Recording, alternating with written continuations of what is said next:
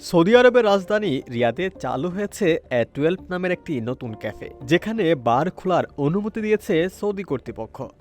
দেশটির ইতিহাসে এটি প্রথমবারের মতো এমন কোনো প্রতিষ্ঠান যেখানে বিয়ার ও বিভিন্ন ধরনের পানীয় পরিবেশন করা হচ্ছে। তবে এগুলো সম্পূর্ণ নন অ্যালকোহলিক, অর্থাৎ অন্য দেশের মতো এখানে মদ বা অ্যালকোহল বিক্রির সুযোগ নেই।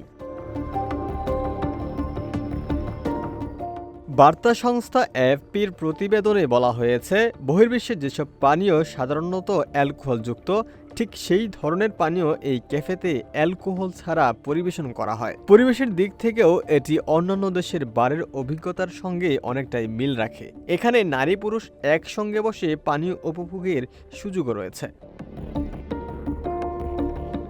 উপসাগরীয় দেশগুলোর মধ্যে অ্যালকোহলের উপর সম্পূর্ণ নিষেধাজ্ঞা রয়েছে সৌদি আরব ও কুয়েতে। ১৯৫২ সাল থেকে সৌদি আরবে মদ পান ও বিক্রি সম্পূর্ণ নিষিদ্ধ এবং তা অমান্য করলে কঠোর আইনানুগ ব্যবস্থা নেওয়া হয়।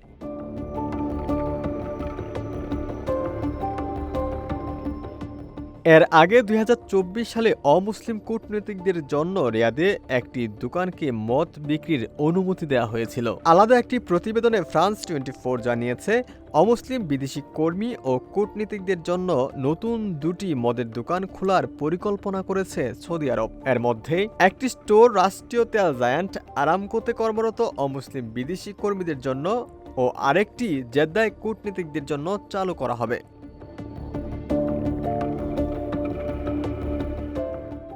দুটি দোকানই ২০২৬ সালে খোলা হতে পারে বলে ধারণা করা হচ্ছে, যদিও এখনও কোনো আনুষ্ঠানিক সময়সূচি ঘোষণা করা হয়নি। সৌদির পূর্বাঞ্চলীয় প্রদেশ দাহরানে নতুন আউটলেটে এবং বন্দরনগরীর জেদ্দায় কূটনীতিকদের জন্য আরেকটি দোকান চালুর এই পদক্ষেপ সৌদি আরবকে আরও উন্মুক্ত করার প্রচেষ্টা।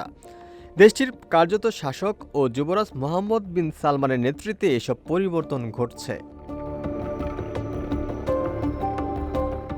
তবে আগামী বছর থেকে অমুসলিম বিদেশি কূটনীতিকদের জন্য সীমিত পরিসরে মদের দোকান খোলার পরিকল্পনা রয়েছে সৌদি সরকারের।